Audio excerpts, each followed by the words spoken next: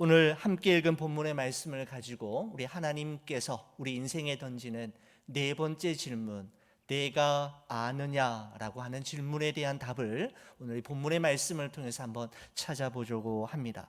여러분, 욥기의 말씀은 우리가 이 세상을 살아가는 동안에 직면하게 되는 고통의 문제를 다루고 있습니다. 하나님이 만드신 세상, 하나님이 다스리시는 세상, 하나님과 동행하는 인생이니까 당연히 행복을 기대하게 되고 당연히 그래야 할 것 같지만 우리 인생에 그렇지 않음을 우리는 너무나도 잘 알고 있지 않습니까? 성실하게 정직하게 살면 복을 받고 자기의 이익을 위해 남을 속이고 법을 어기면 벌을 받아야 마땅한데 오히려 정직하고 성실하게 살면 무시당하고 가난하게 살게 되고 온갖 편법을 써서 수단과 방법을 가리지 않고 자기의 욕망을 채우는 악인이 오히려 명예를 얻고 출세하는 것을 우리는 쉽지 않게 볼 수 있으며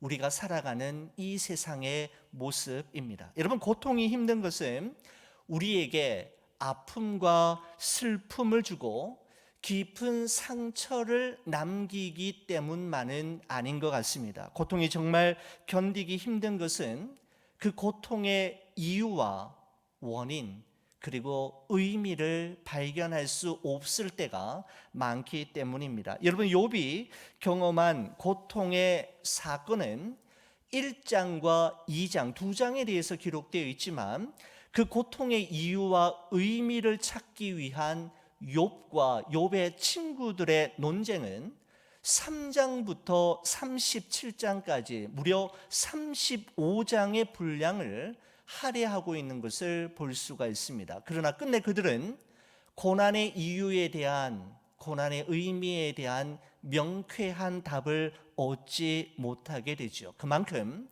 고통의 문제는 난제 중에 난제임을 우리에게 말씀해 주고 있는 것입니다. 여러분, 그러므로 누군가 인생의 고난으로 인해 깊은 아픔의 시간을 보내고 있다면 나는 다 안다라는 듯이 함부로 그를 가르치려 들거나 혹은 나는 그 문제에 대한 답을 알고 있다는 듯이 서둘러 정답을 제시하려는 행동은 삼가해야 합니다. 고난 중에 있는 사람을 위해 필요한 우리의 태도는 공감과 기도 그리고 기다려줌입니다. 제가 서정윤 시인의 사랑한다는 것으로라고 하는 시를 참 좋아하는데 이런 내용입니다. 사랑한다는 것으로 새의 날개를 꺾고 너의 곁에 두려 하지 말고 가슴에 작은 보금자리를 만들어 종일 지친 날개를 쉬고 날아갈 힘을 줄 수 있어야 하리라 라고 하는 시인의 시가 있습니다. 여러분, 그렇습니다. 인생의 고난과 시련으로 인해 지친 날개를 쉬고 다시 하늘을 날아갈 힘은 교과서적인 정답에서 오는 것이 아니라 공감과 기도 그리고 그의 곁에서 기다려줌이라는 사실을 우리는 잊지 말아야 할 것 같습니다. 오늘 여러분과 함께 읽은 이 본문의 말씀을 여러분 잘 이해하시기 위해서는요, 욥기 1장부터 37장까지의 내용을 우리가 반드시 이해해야만 이 38장의 내용을 우리가 다룰 수가 있습니다. 여러분, 성경은 욥기 1장 1절에 다음과 같이 소개하면서 시작하는 것을 보게 됩니다. 여러분, 한번 화면을 보시기 바랍니다. 제가 한번 읽어보겠습니다. 우스 땅에 욥이라 불리우는 사람이 있었는데 그 사람은 온전하고 정직하여 하나님을 경외하며 악에서 떠난 자더라 라고 말씀합니다. 자, 보십시오. 온전하고 정직하여 하나님을 경외하며 악에서 떠난 자라고 하는 이 표현은 하나님이 보실 때나 사람이 볼 때에 욥은 흠잡을 데가 없는 가장 이상적인 사람임을 표현하고 있는 이 문장입니다. 여러분, 이어서 서술되고 있는 2절부터 5절까지의 말씀은 그 욥이 왜 가장 이상적인 사람인지를 구체적으로 성경이 설명하고 있는데, 일단 욥에게는 아들 7과 딸 3이 있었는데, 여러분 숫자 7과 숫자 3은 유대인들에게 있어서는 완전수를 의미하는 것으로 욥은 자녀들에 관한 한 완전한 축복을, 완벽한 축복을 받았다라는 것입니다. 10자녀가 있었지만 한 자녀도 속썩이는 자녀가 없었다라는 것이죠. 자녀들에 관한 한 욥처럼 복받은 가정이 없었다라는 겁니다. 소유물 이렇게 표현하고 있지 않습니까? 양이 7,000마리, 낙타가 3,000마리, 소가 500결이, 암나귀가 500마리, 그리고 많은 종을 거느리고 있는 거부였다라고 성경은 기록하고 있는데, 역시 7,000이나 3,000, 500이라고 하는 숫자는 유대인들에게 있어서 완전수입니다. 물질에 있어서도 부족함을 모르는 무한한 물질의 복을 받았음을 의미하는 것이죠. 게다가 각종 모임이나 잔치가 끝나면 자녀들이 혹시나 하나님의 영광을 가리우는 경거망동한 일은 하지 않았는지를 살피면서 아버지인 욥은 자녀들의 명수대로 번제를 드렸는데, 이것은 욥이 아버지로서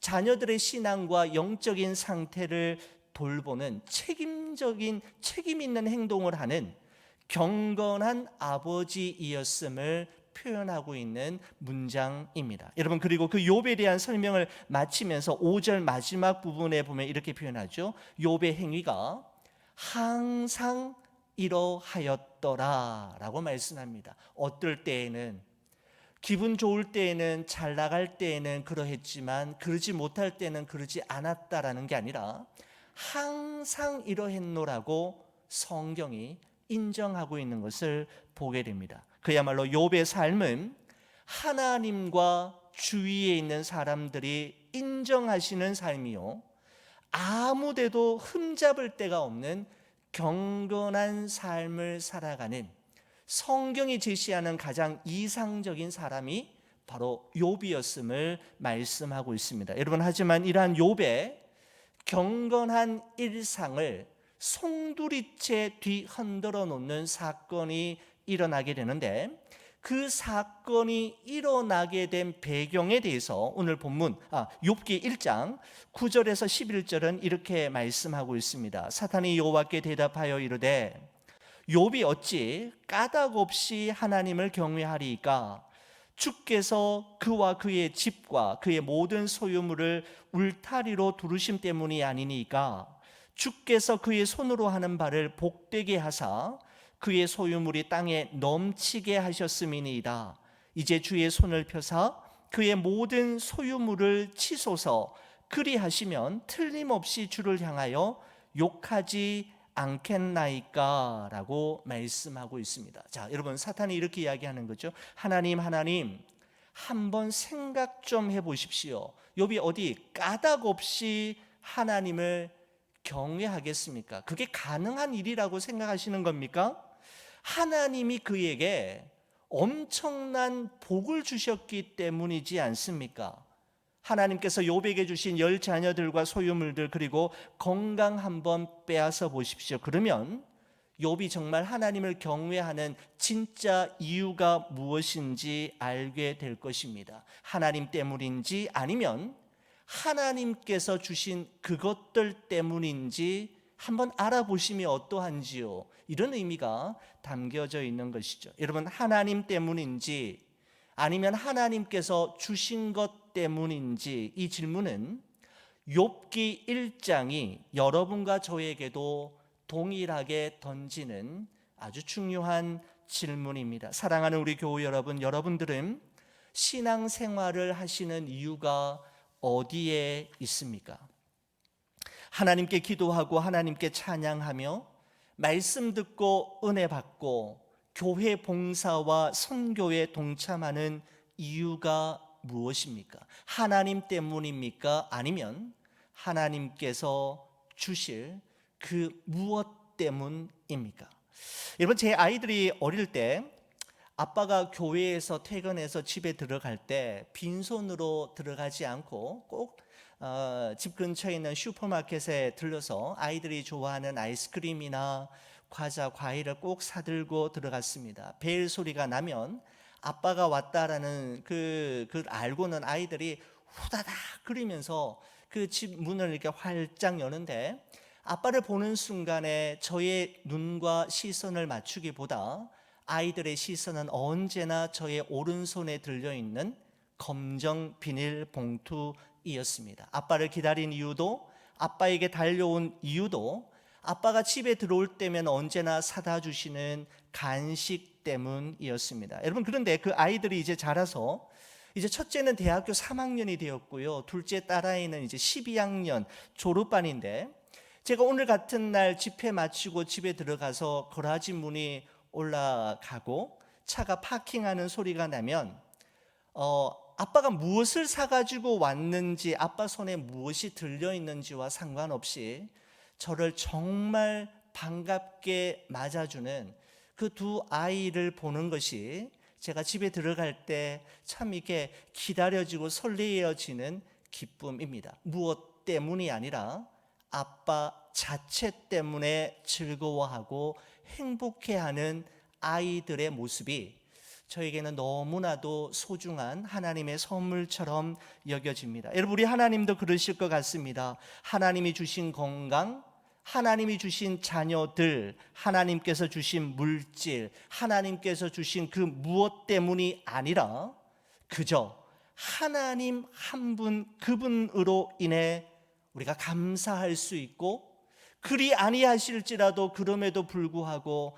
감사하며 행복해 한다면 우리 하나님이 얼마나 기뻐하실까, 그런 생각을 우리가 말씀을 준비하면서 다시금 한번 해보게 되었습니다. 하나님 생각 좀 해보십시오. 욥이 까닭 없이 하나님 경외하겠습니까? 하나님께서 욥에게 건강의 복을 주시고 자녀들의 복을 주시고 그렇게나 많은 물질의 복을 주셨기 때문 아닙니까? 한번 거두어 보시지요. 그러면 욥의 신앙이 진짜인지, 진정성 있는 믿음인지 확인하실 수 있게 될 것입니다.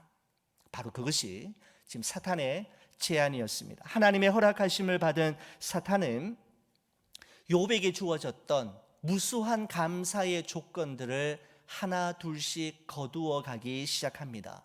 하늘에서 불이 떨어지더니 그 욥의 소유물들을 깨끗하게 불태워 버렸고, 스바 사람과 갈대아 사람들의 도적들이 습격해서 욥의 남은 소유물들을 다 거두어 갔을 뿐만 아니라 갑자기 불어닥친 큰 바람으로 인해 마다들의 집이 무너지는 순간 그 안에 함께 있었던 욥의 자녀들이 한날 한시에 한 장소에서 매몰되어 죽는 대참사가 순식간에 일어나고 말았던 것입니다.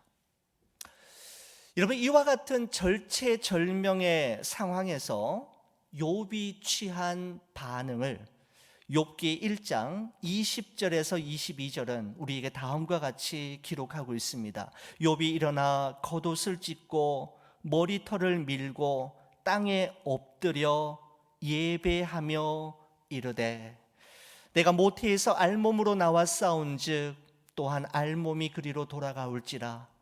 주시니도 여호와시요 거두시니도 여호와시오니 여호와의 이름이 찬송을 받을지니이다 하고, 이 모든 일에 욥이 범죄하지 아니하고 하나님을 향하여 원망하지 아니하니라 라고 말씀하고 있습니다. 여러분, 어떻게 이런 상황에서 예배를 드릴 수 있단 말입니까? 찬송을 부를 수 있으며 하나님을 원망하지 않을 수 있단 말입니까? 여러분, 욥의 이와 같은 모습은 하나님을 자기 인생의 주인이요, 하나님을 절대 주권자로 인정하지 않는 한 결단코 취할 수 없는 행동임에 분명합니다. 만약 욥이 자신이 잃어버린 건강과 재산, 눈에 넣어도 아프지 않을 것 같은 10 자녀들이 내 것이며 내 소유이며 자기 것이라고 생각했다면 이 모든 것들을 잃어버리는 순간 그는 하나님을 원망하며 하나님이 내게 어떻게 이러실 수가 있느냐며 분노했을 것입니다. 그러나 욥은 분명한 것을 알고 있었지요. 주신 이도 여호와시요 거두시는 이도 하나님이라는 사실 말입니다. 죽이기도 하시고 살리기도 하시며 낮추기도 하시고 높이기도 하시며 가난하게도 하시고 부하게도 하시며 주시기도 하시고 그 주신 것을 거두게도 하시는 분이 하나님이심을 욥은 분명하게 알고 있었기에 그는 그 순간에 하나님을 예배하며 찬양하며 그의 입술로 범죄하여 하나님을 원망하지 않았노라고 성경은 자랑하듯 우리에게 소개하고 있는 것입니다. 여러분, 여기까지가 욥기 1장과 2장의 내용이고요. 이제 욥기 3장부터 37장까지는 욥에게 도대체 왜 이런 일이 일어나게 되었는지 고난의 원인과 이유를 찾기 위한 욥과 욥의 친구들의 뜨거운 논쟁이 기록되어 있습니다. 사람이 이 세상을 살아가는 동안에 경험하게 되는 여러 가지 종류의 고난과 질병, 사건과 사고, 시련과 역경에 대한 욥의 세 친구의 관점을 한마디로 말씀드린다면 인과응보입니다. 인과응보라는 것은 뿌린 대로 거둔다라는 것이죠. 콩 심은 데 콩 나고 팥 심은 데 팥 난다라는 것입니다. 콩을 심었는데 팥이 날 리가 없고 팥을 심었는데 콩이 날 리가 없다라는 것이죠. 달리 말하면 인간이 경험하게 되는 모든 고난과 고통, 시련과 역경은 죄의 결과라는 것이 바로 욥의 세 친구의 결론이었습니다. 그러므로 죄를 더 이상 숨기지 말고 하나님께 회개하고 하나님께 돌아오면 하나님이 반드시 회복해 주실 것이다 라고 하는 것이 그들의 주장이었습니다. 신학적으로나 논리적으로 성경적으로 조금도 틀리지 않는 정답처럼 느껴집니다. 여러분, 그런데 이와 같은 주장에 대해 욥의 주장은 이런 주장이었습니다. 이 세상에 의인이 어디 있느냐라는 것이죠. 하나님 앞에 하나님께 날마다 회개하고 죄 용서함을 받아야 하지만 죄로 인한 고통과 고난이라면 왜 나만 이런 고난과 고통을 받아야만 하느냐라는 것입니다. 인과응보의 해석학적 틀로는 우리 인생에서 일어나는 고난을 다 해석할 수 없는 일들이 너무나도 많다라는 것을 욥은 말하고 있는 것입니다. 여러분, 욥의 주장과 그 친구들의 주장이 팽팽하게 대립하면서 고난의 이유와 원인에 대한 어떤 접점을 찾지 못하는 상황이 바로 37장까지 계속해서 진행이 되다가 오늘 여러분과 함께 읽은 38장에서 드디어 오랜 침묵을 깨고 하나님이 말씀하시는 것으로 마지막을 향해 급속도로 달려가는 것을 보게 됩니다. 자, 한번 보십시오. 욥기 38장 1절입니다.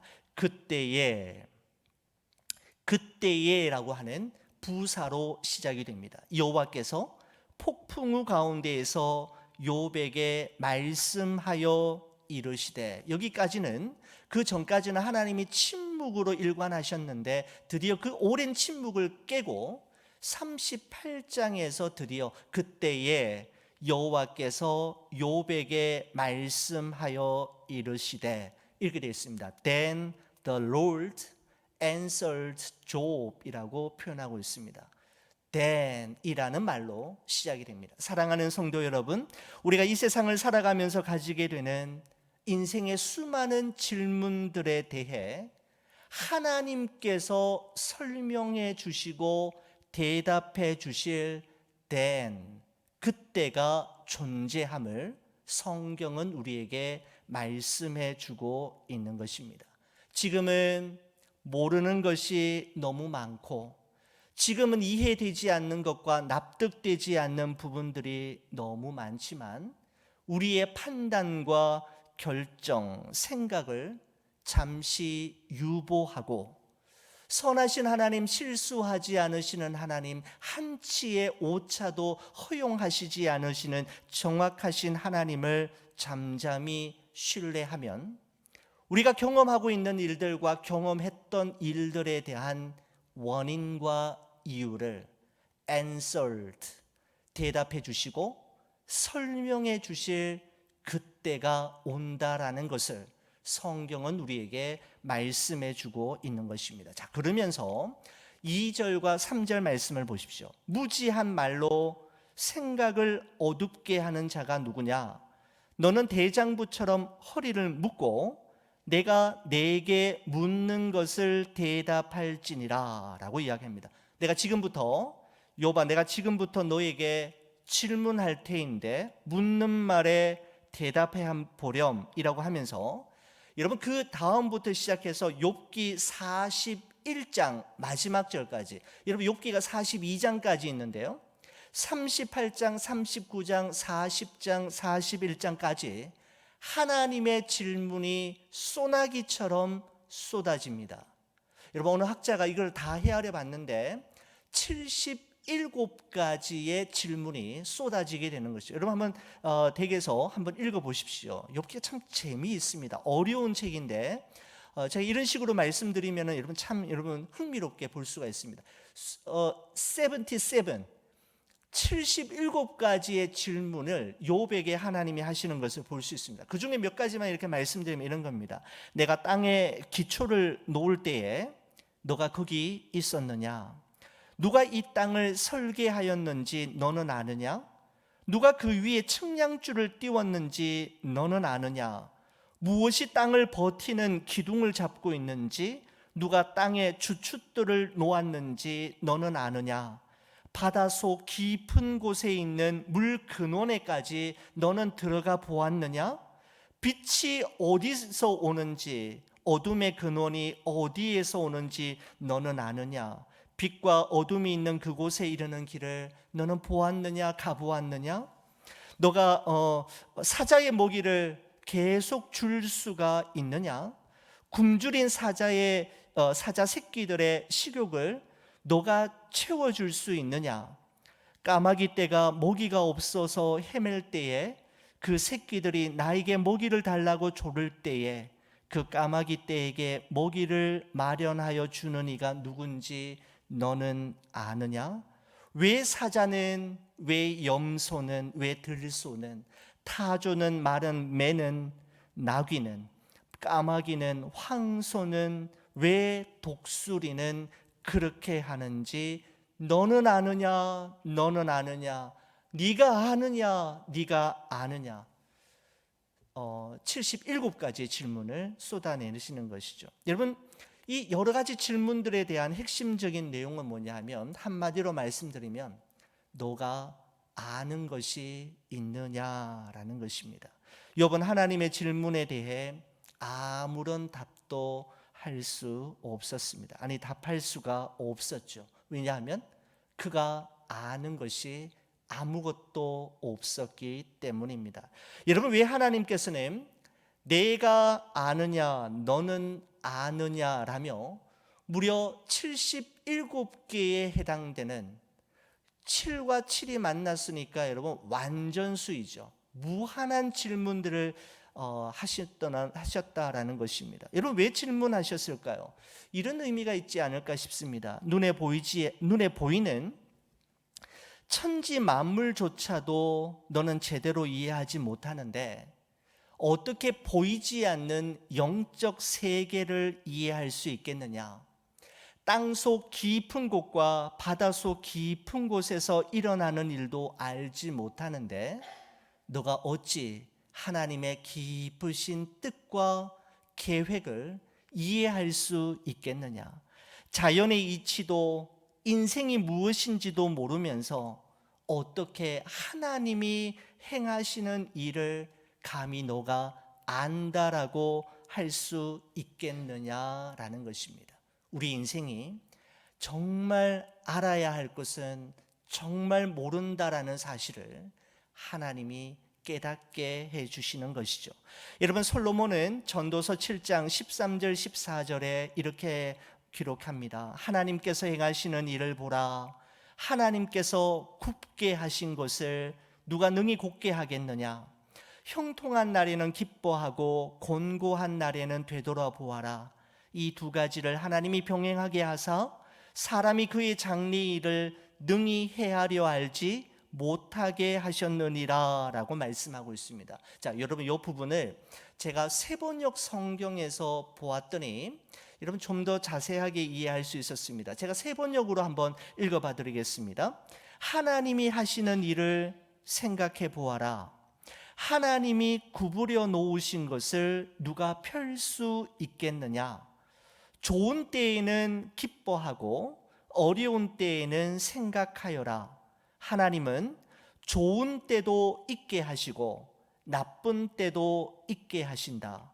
그러기에 사람은 제 앞미를 알지 못한다라고 번역하고 있는 것을 볼 수가 있습니다. 여러분, 하나님께서 행하시는 일을 보라. 새 번역에서는 하나님이 하시는 일을 생각해 보아라 라고 번역하고 있는데, 여러분, 이 말의 의미는 우리가 이 세상을 살아가면서 경험하게 되는 모든 일들의 배후에는 반드시 하나님이 계시며 하나님의 분명한 목적과 뜻이 있음을 우리 인생은 기억해야 함을 우리에게 말해주고 있는 것입니다. 겉으로 보기에는 운이 따르지 않아서 재수가 없어서 사람의 마음이 하나 되지 못해서 생겨난 어려움처럼 보이지만, 형통한 날이든지 곤고한 날이든지 좋은 일이든지 어려운 일이든지 그 모든 날들과 그 모든 일들 속에는 하나님의 깊으신 뜻과 섭리, 그리고 그 일과 그 날을 통해 하나님이 행하시는 일이 있음을 솔로몬은 성령의 감동하심을 따라 믿음의 후배들에게 말해주고 있는 것입니다. 여러분, 그러면서 솔로몬은 형통한 날과 곤고한 날을 하나님께서 병행해 놓으신 이유가 무엇인지를 이렇게 이야기하고 있죠. 무엇인가 하면 사람이 그의 장래의 일을, 즉 앞날을 능히 헤아려 알지 못하게 하셨음이라 라고 말씀하고 있습니다. 사람은 누구나 앞으로 일어날 일들에 대해서 궁금해하고 미리 알고 싶어 하죠. 한 달 후, 일주일 후에 일어날 일이 아니더라도 오늘이라도, 오늘 오후에라도 일어날 일이라도 알고 싶은 마음이 있습니다. 여러분, 그러나 여러분과 저는 안타깝게도 한치 앞도 알지 못하는, 내다볼 수 없는 존재이지 않습니까? 여러분, 한치가 어느 정도의 길이인지 여러분 아십니까? 한치 앞도 모른다라고 할 때 그 한치가 3cm이더라고요. 3cm 앞에 일어날 일도 모른다라는 것이죠. 우리 인생이 그렇다는 겁니다. 여러분, 그런데 왜 하나님께서는 우리에게 형통한 날과 곤고한 날, 좋은 일과 어려운 일을 병행하게 하셔서 한치 앞도 우리 인생을 미리 내다볼 수 없게, 앞날을 헤아려 알지 못하게 하셨을까요? 하나님의 의도는 분명합니다. 그것은 매일 매순간 하나님 의지하며 하나님 신뢰하며 하나님 바라보며 살아가도록 하시기 위함이었습니다. 여러분, 그래서 하나님께서는 광야에서 이스라엘 백성들에게 만나 주실 때, 그죠? 1년치 한꺼번에 주시거나 한 달치, 일주일치 한꺼번에 주시면 하나님도 신경 덜 쓰이시고 여러분 참 편하실 텐데 그렇게 하시지 않으시고 매일 양식을 주셨지 않습니까? 여러분, 왜 그렇게 하셨을까요? 하나님의 능력이 모자랐어요. 200만 명이 넘는 사람들을 한꺼번에 먹이시기에는 가지고 계신 것이 한계가 있기 때문이었을까요? 아닙니다. 광야 한복판, 아무도 없고 아무것도 존재하지 않는 곳이라 할지라도 너희가 매일매일 하나님 바라보고 하나님 신뢰하고 하나님 의지하면 어떤 날이든지, 형통한 날이든지 곤고한 날이든지 좋은 일이 있든지 어려운 일이 있든지 어느 곳에 거하든지 살아갈 수 있음을 가르쳐 주기 위함이었습니다. 여러분, 이런 관점에서 볼 때 이스라엘 백성들의 광야 40년은 반드시 있어야만 했던 기간이었던 것입니다. 사랑하는 성도 여러분, 내가 아느냐라는 하나님의 질문 앞에 우리는 우리의 무지함과 무능함, 그리고 우리의 한계를 인정하며 범사의 하나님을 신뢰하고 인정함으로 우리에게 주어진 삶을 걸어가야 함을 깨닫게 하는 질문입니다. 또한 내가 아느냐라고 하는 질문은 결국 우리로 하여금 하나님만이 아십니다, 예수 그리스도만이 우리 인생의 마스터 키이시며 유일한 해답이십니다 라고 하는 답을 고백하게 하는 질문임에 분명합니다. 여러분과 함께 마태복음 19장 26절 말씀을 여러분과 함께 읽고 우리가 말씀을 마치고 함께 기도하려고 합니다. 마태복음 19장 26절, 여러분 화면을 보시면서 같이 한번 읽어보겠습니다. 예수께서 그들을 보시며 이르시되 사람으로는 할 수 없으나 하나님으로서는 다 하실 수 있느니라. 아멘. 여러분 아멘이십니까? 여러분 세 번역에 요 구절을 이렇게 번역하고 있습니다. 사람은 이 일을 할 수 없으나 하나님은 무슨 일이나 다 할 수 있다라고 번역합니다. 여러분 이 말씀이 우리에게 얼마나 소망이 됩니까? 한 번도 걸어보지 못한 깨끗한 설원, 우리 앞에 펼쳐져 있는 그 설원을 주님과 함께 걸어갈 때 우리의 힘으로는, 우리의 능으로는 불가능하고 안 되는 일들이 많지만 하나님은 하실 수 있습니다. 하나님이 하실 것입니다. 이 믿음을 가지고 이 한 해 힘차게 주와 함께 걸어가는 좋은 비전교회 모든 성도님들 되시기를 주의 이름으로 간절히 축원을 드립니다.